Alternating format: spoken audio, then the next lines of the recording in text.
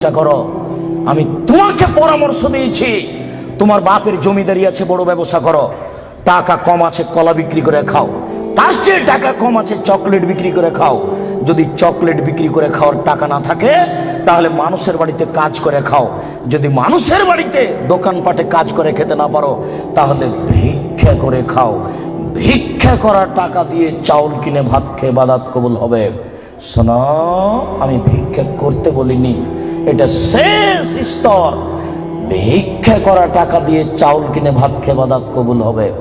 শোনো, ভিক্ষা করা টাকা দিয়ে চাউল কিনে ভাত খেয়ে ইবাদত কবুল হবে। যৌতুকের টাকা দিয়ে চাউল কিনে ভাত খেয়ে ইবাদত কবুল হবে না। নাপিতকে ঘর ভাড়া দিয়েছ, ওই টাকা দিয়ে চাউল কিনে ভাত খেয়ে ইবাদত হবে না। নাপিত দাড়ি চাঁচে।